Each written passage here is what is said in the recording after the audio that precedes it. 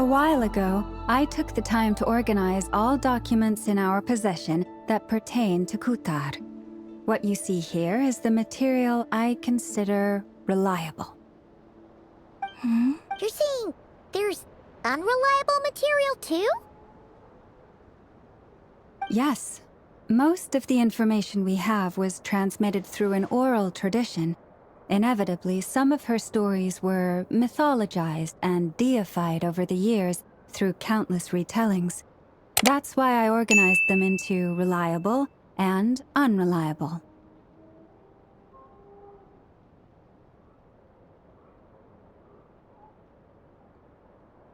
There's no sense seeking answers in history unless we can ensure the veracity of the historical record.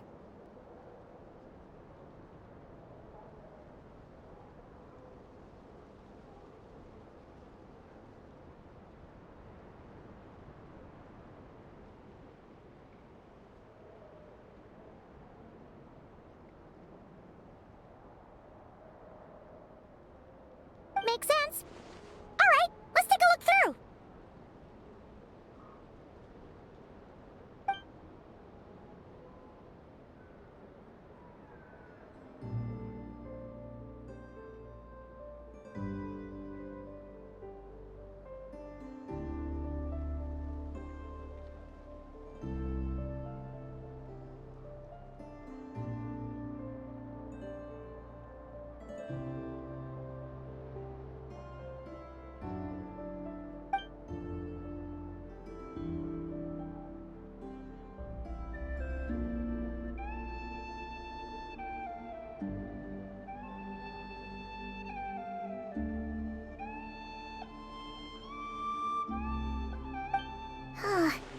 Almost all these records refer to Kutar instead of Columbina. Although neither of those is her real name. Paimon's not sure what point she's trying to make.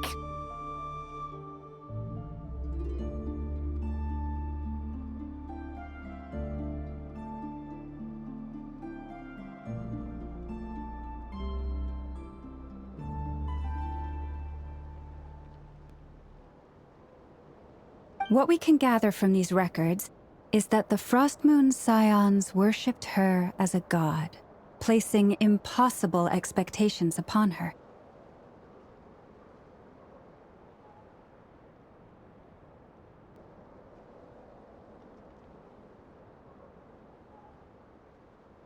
I cannot fault them for their earnest faith. I imagine that it wouldn't surprise me if, even back then, she had already begun to reject the name Kutar and everything it represents. Lama speaks the truth.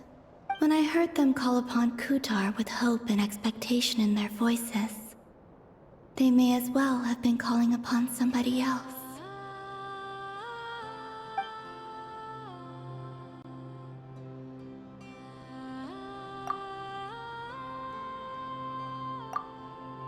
Well, that's a bit complicated. I looked at the level of detail, perceived authenticity, prose style, and how realistic their portrayal of Kutar seemed to be. Amongst the Frost Moon Scions of today, only I know of her existence, and I alone have spoken to her face to face. As such, I know that there are certain things That being said... Changes? Seems like this is getting us nowhere. For what it's worth, why don't we check the unreliable sources too?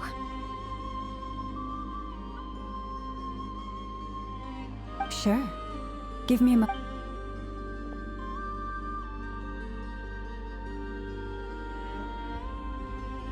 Exerting but a fraction of her divine might, Kutar sheared a great mass from the snow-capped mountain and cast it into the sea, upon whose surface shone the mirror image of the moon.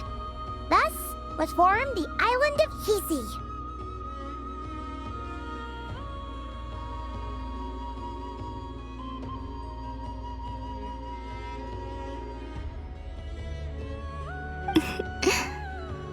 Yeah, right. That doesn't even begin to pass the sniff test. The 3 moons are not but lies through and through. Only one moon has ever shone for us, and Kutar is her name.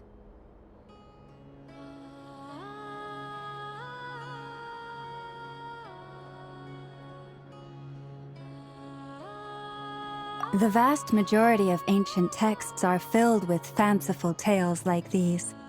I trust you understand my criteria a little better now. Kutar did not speak, merely gazing into the distance in silence. And where her gaze landed, this was her prophecy. Clearly, whoever wrote this text never even met Kutar. Otherwise, they'd know that her eyes are always closed.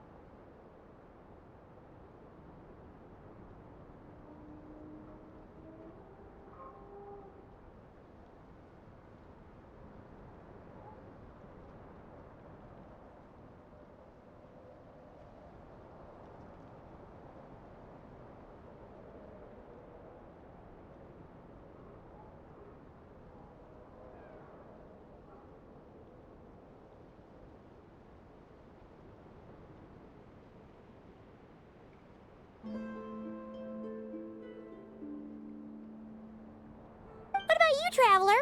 What are you reading?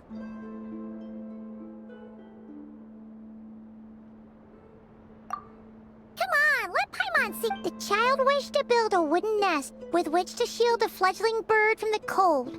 But being so young and lacking in strength, the child could not snap the branches from the trees.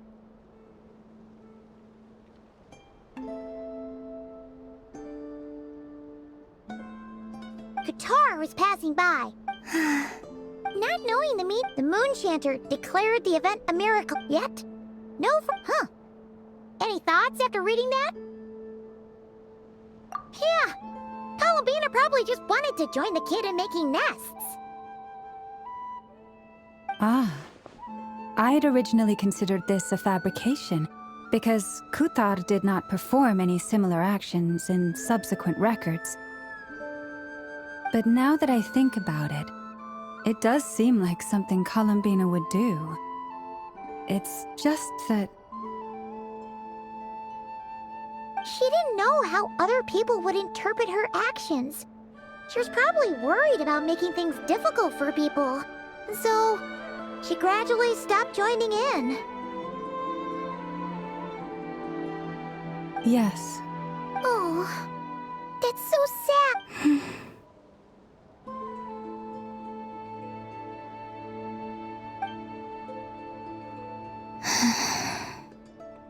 And now, I can make no such gestures of warmth, even if I want to.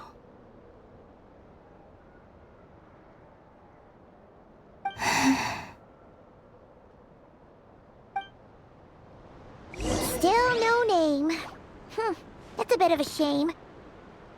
But we did learn some interesting stories. That's gotta count for something. Barca said he was gonna set up a meeting with Arlecchino and Sandrone, right?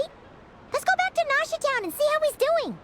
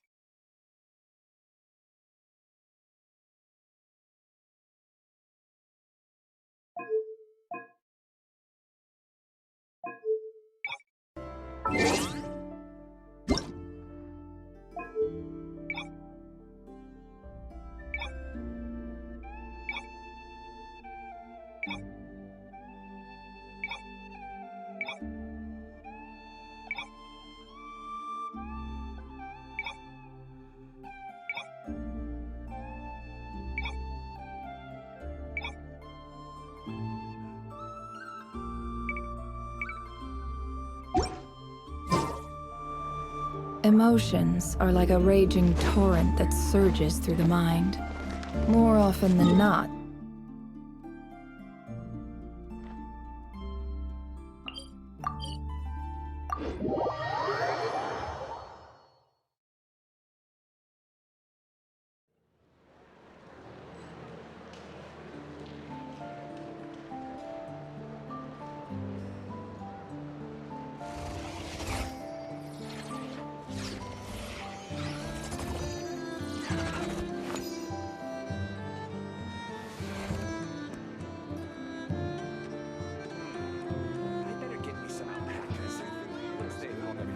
This land holds nothing but promise for adventurers from all walks of life.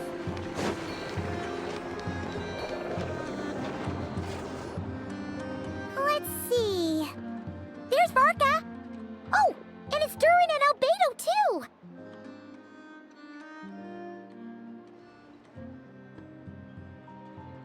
Yeah, this is pretty much the same place we bumped into each other last time.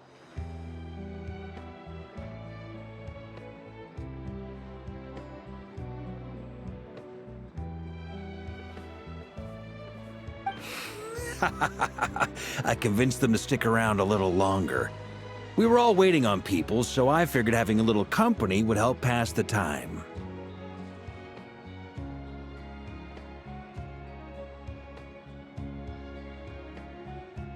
Ah, so you've been waiting for us?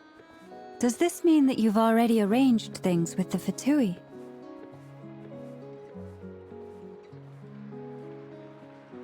Sure does. Now you're back, we can go meet up with them together. How'd your investigation at the Frost Moon Enclave go?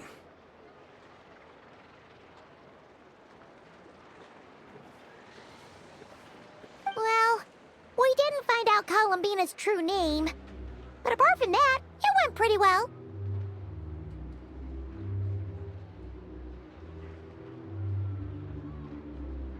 Aha, just as well that I didn't tag along then. I'm sure our moon goddess wouldn't want every man and his dog knowing all about her private life. Still, desperate times, desperate measures, I guess. Someone had to do it.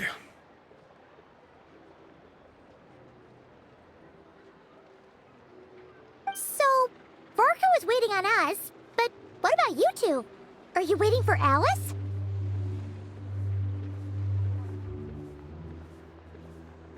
Oh, no. We already met with her. We discussed that experiment I mentioned to you last time. Oh, and she also handed me this communication device.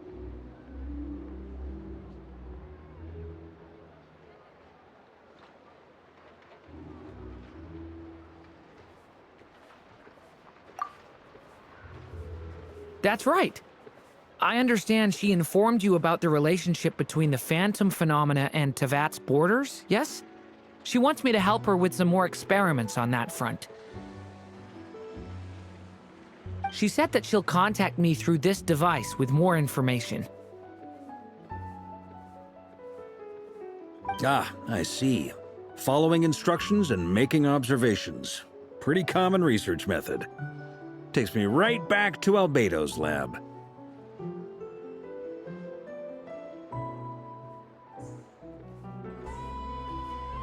Wait, then who exactly are you meeting?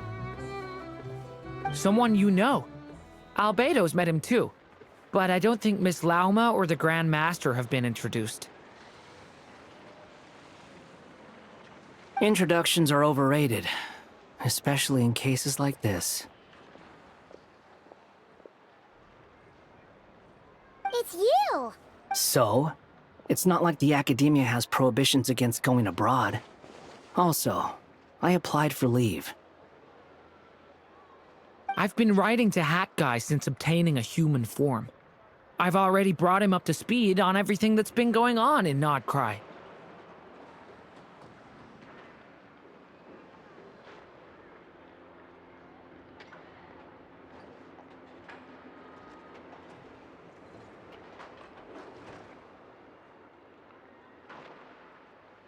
Hat guy? Turns out, I actually have heard that name before. Oh? Then Why did you react the same way I did? I only knew the name, not the fella. But since we're all here, let's do some introductions for what it's worth. I'm Varka, Grand Master of the Knights of Favonia. Lauma, Moon Chanter of the Frost Moon Scions. And I'm a Driosh from the Vahumana Darshan of the Sumeru Academia. Hakai. Good to see you again, Mr. Guy. I believe we last saw each other on the boat ride here.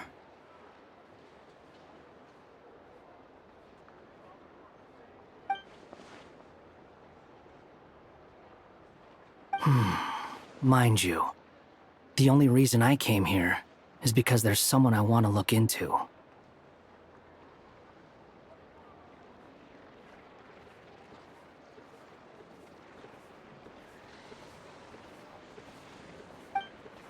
Who's that? The Doctor, also known as Dottore. From the tone of your voice, it sounds like there's bad blood between you. I was reviewing our archives and noticed that a lot of information about him was missing. Left a bad taste in my mouth. That's all there is to it. Dottore, or Zondique, as he was then known, once studied at the Academia, but he got kicked out before he could graduate.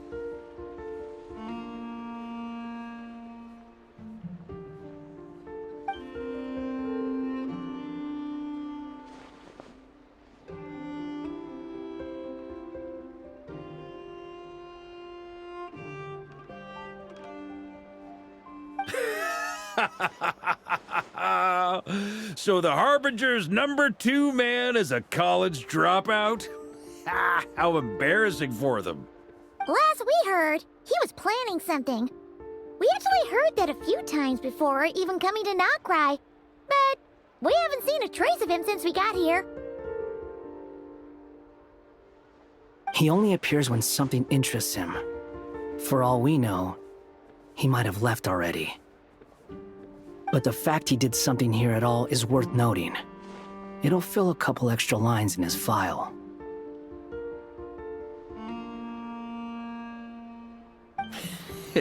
Why does it sound less like a file you're writing and more like a criminal record? Anyway, we were just about to meet 2 of the other Harbingers. Want to come along? You might learn a thing or two about him there. Sure. Even though they're Harbingers, well, they're old acquaintances of ours, so, you know, when you talk to them, try to be... I got it. The Frost Moon Scions' relations with the Fatui remain tense. Forgive me if I do not attend.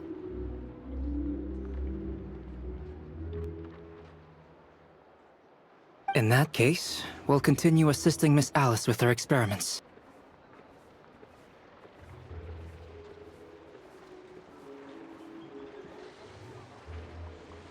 Good stuff. Everyone's having a fruitful time. All right, we better get going. I'll lead the way.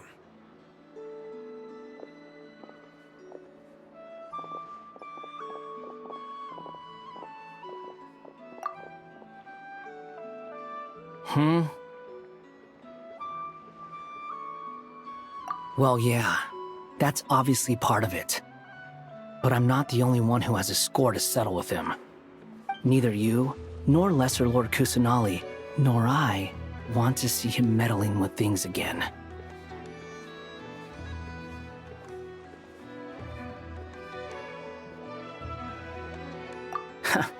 What's the hurry? Don't worry. Pigeons always know which way home is.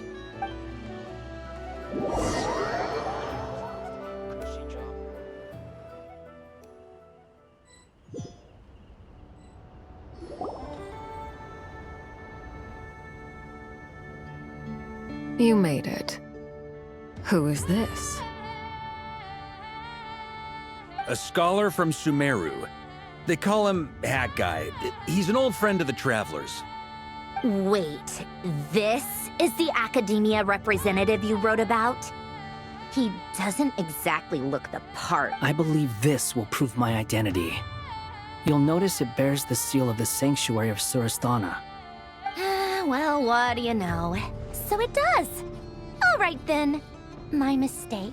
It's fine. I expected as much. What?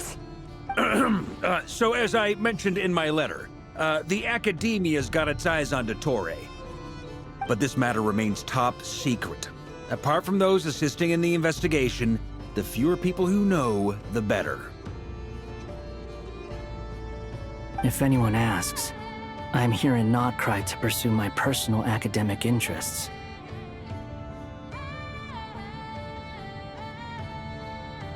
Gotta say, Barca, you did pretty well to keep all this under wraps for so long. Sounds like you got in touch with the Academia about this way back.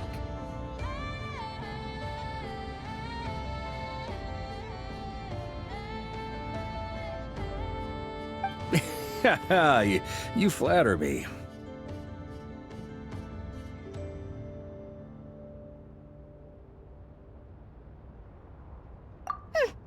Where do I even start? Remember that time we fought Rerir at Star Sand Shoal? He sure let me have it then, didn't he? I'll bet Dottore had that all sketched out, with me as his convenient little pawn. He could not care less about us if he tried, but hey! The feeling's mutual.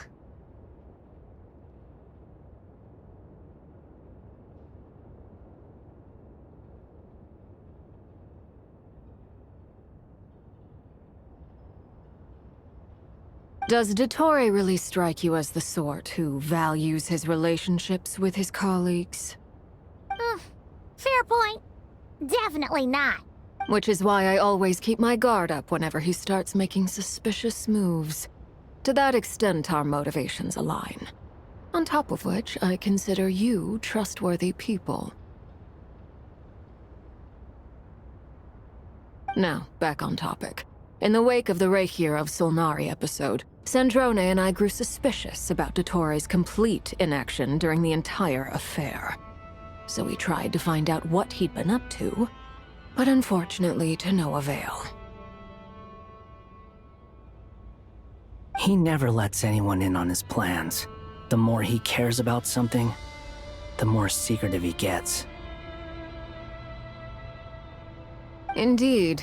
Perhaps he believes that by keeping a low profile, he can avoid trouble. But that trick isn't going to work on his colleagues.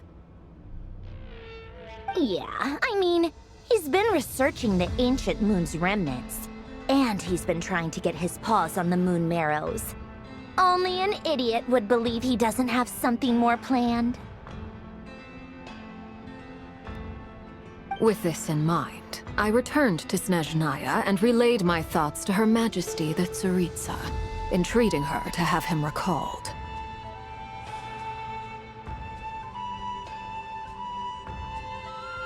That's pretty direct. Did the Tsaritsa agree? Yes. I made it abundantly clear that the Fatui's business in Nordkreis is almost concluded, and we do not need 3 harbingers in this territory. Her Majesty concurred. Accordingly, Dottore has returned at her orders. I imagine he is continuing with experiments, which no one besides he would ever have any interest in. Common sense might mean nothing to him, but he's not stupid. He knows that no good can come from opposing the Tsaritsa. Smarts alone won't get him all the way. He needs the Rooster's resources and Regrator's Mora, both of which the Tsaritsa can strip from him by waggling a finger.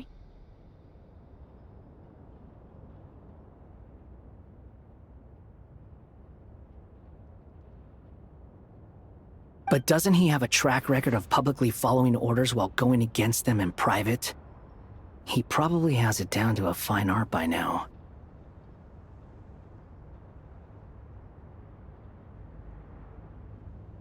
Wouldn't put it past him. We worked together on a research project once. Only briefly, but it was enough. He has no interest in doing things methodically, stage by stage. His thoughts jump all over the place, And the moment his curiosity is satisfied, or he gets the results he wants, he disappears.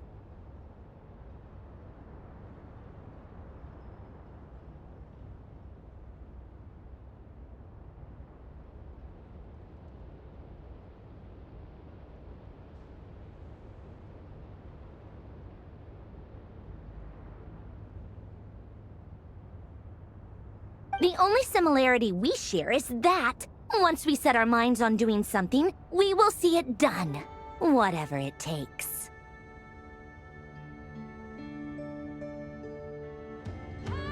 Oh, we definitely saw some of that in your battle with Rerir. You got so competitive.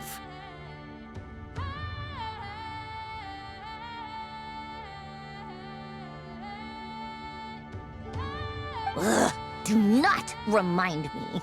Then I believe we all concur. Dottore will not simply give up. Fantastic. Now this is turning into a whole day of unpleasant. Are you talking about the moon marrow stuff?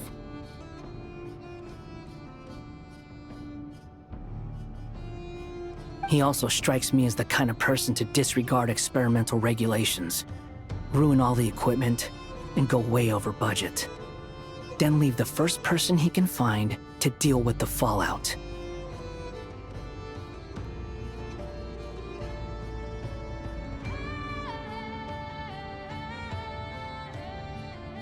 Exactly! This one time, he was running some high-temperature experiment and the substance exploded. But does he care? No! He orders his subordinates to open the device so he can observe the results, which causes the gas inside to leak out.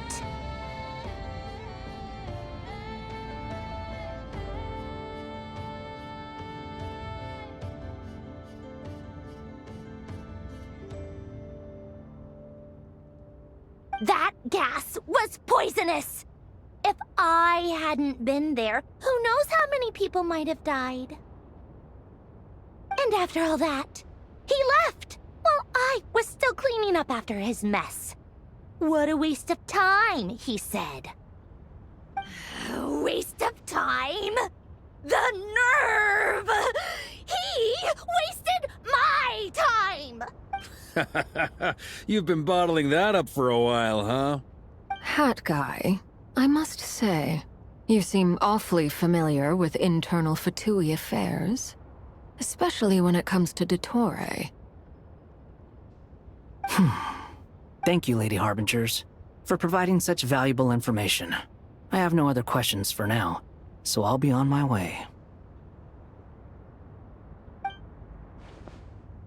Wait, what? You're just gonna leave? You're welcome to join if you want. Ugh. Just when Paimon thought he'd finally mellowed out. He makes quite the impression. I'll say. I've met tons of headstrong people, but not many of them would join me in bad-mouthing Dottore.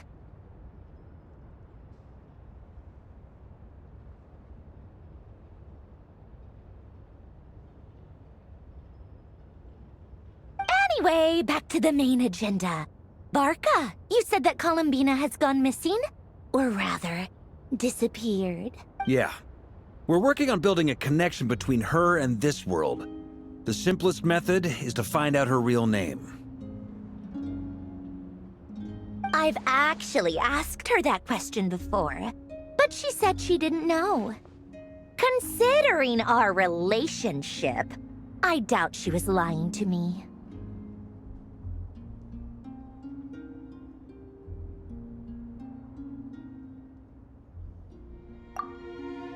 As far as I recall, she was never dispatched by Her Majesty to claim a gnosis or anything like that. The Tsaritsa's plans had long contained a place specifically for her. I always thought that was weird. What could she do that the rest of us couldn't? Knowing what we do now, it's probably something related to Kavaki, right? More than likely. When she first arrived, Columbina would often go to Her Majesty and ask when she could start the task assigned to her.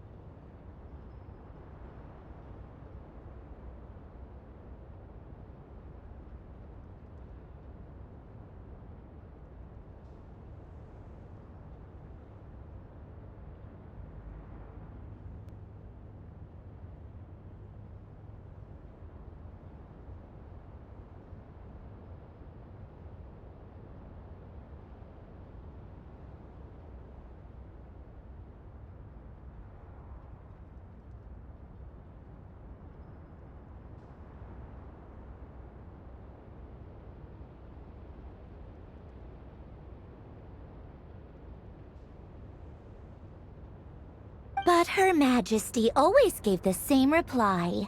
The time has not yet come. So she spent her days in Snezhnaya doing basically nothing. The Tsaritsa has summoned a beautiful blind maiden to be a harbinger, giving her the third seat by virtue only of her enchanting voice.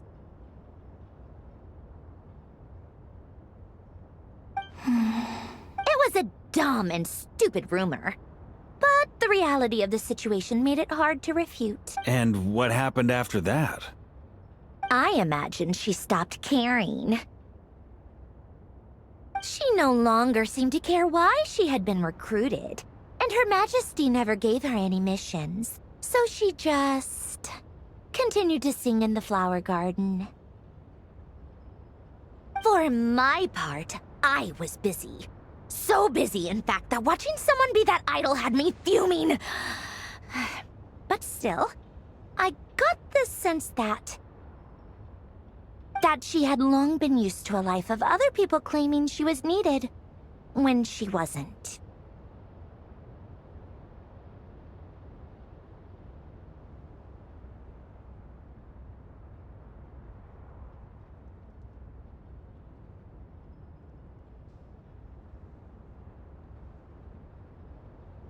I just felt that having a place to stay would cost me something eventually. And so I waited quietly for the day that I would have to pay the price.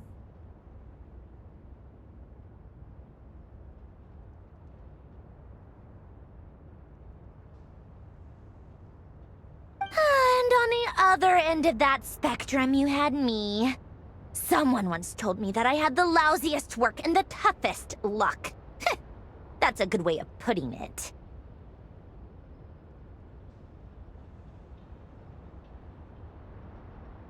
I forget who said it, but those words have always stuck with me.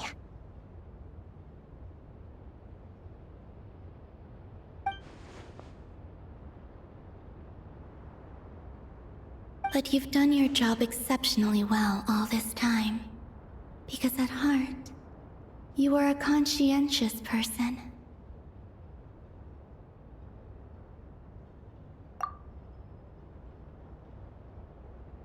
What is it? Something come to mind?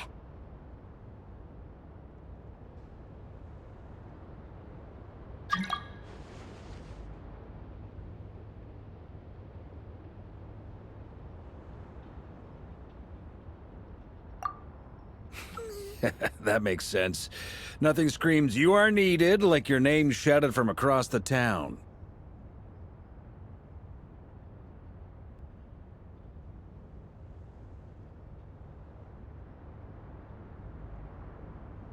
Well, good luck with it. But if you ask me, Kalambina is still the most shoutable name. I'm just so used to it now, after all the arguments we've had. I can't be bothered trying to remember another name for her. Nor I. Sandrone. Harlequino.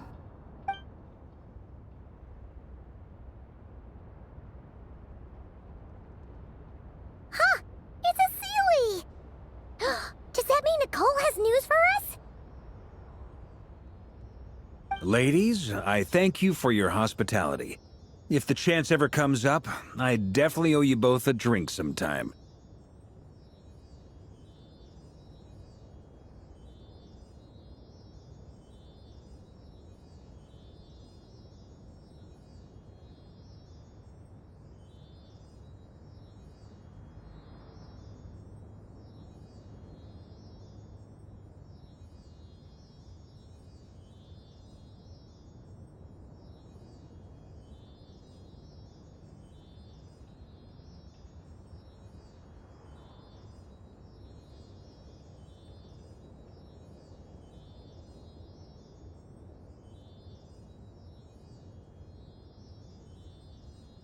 I'm sure it will. You can make your own way out. Heck, you've been here enough times, you probably know your way around better than I do.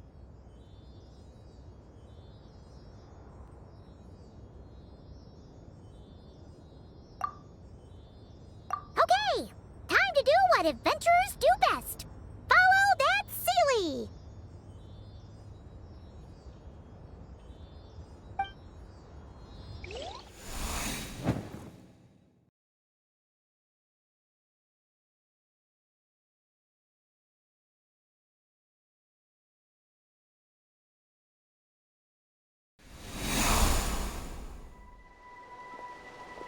Here you are.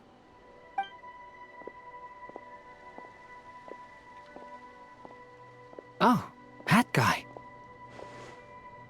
How come you're back so soon? Did things go all right with the Fatui? Fine. Dotori's been summoned home by the Tsaritsa.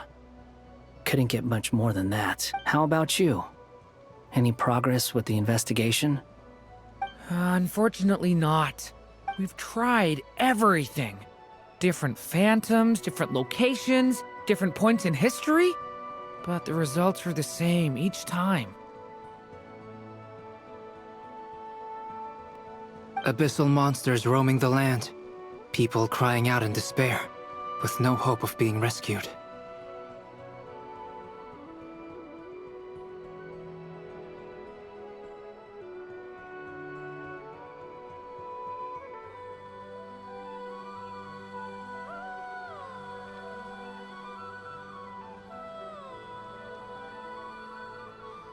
Every time I see it, I can't help but think, is this what it was like in Mondstadt when Dragonspine Durin attacked?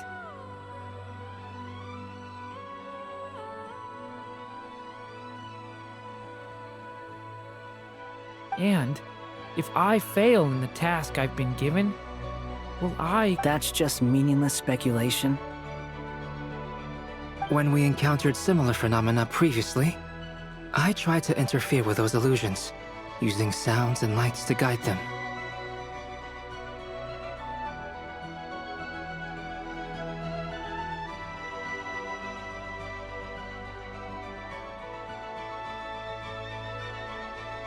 However, we could not change their fates. At most, we were able to extend their existences.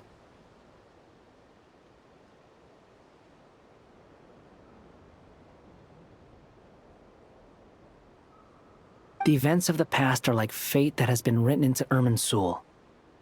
There isn't a living thing in Teyvat that can escape its past. But Miss Alice instructed us to try to find ways to change the outcome that these phantoms face. It's an impossible task. Can't you just Since she asked us to do this, I feel like it can't truly be impossible. Or if it is, well, mages can make the impossible possible.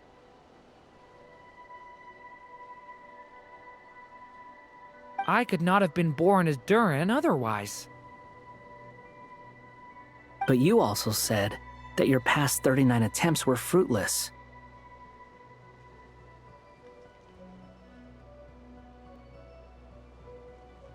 That's true. But you're still going. Yes. After this many futile attempts, surely you realize that you're not doing this because you still believe what some mage told you.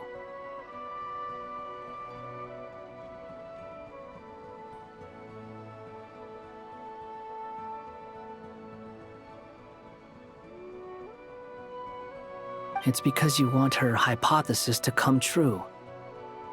It's something you wish for deep inside.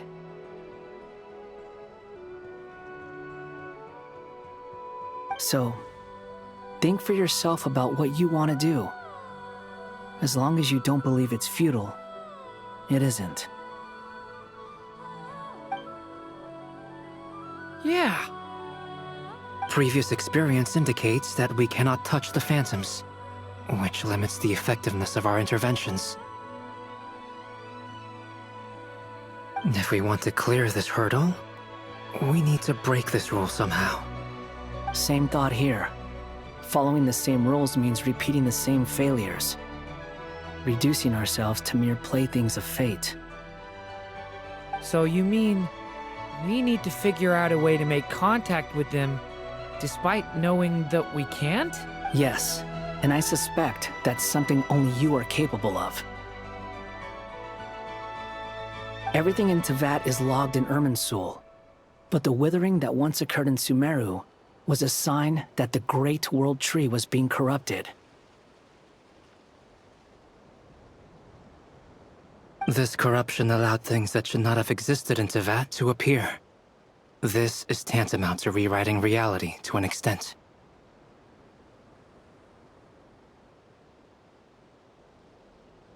You're saying abyssal power might be able to affect those phantoms? No one's ever tried it before. If you're gonna try it, it'll take courage. And you have to be confident that you can control it.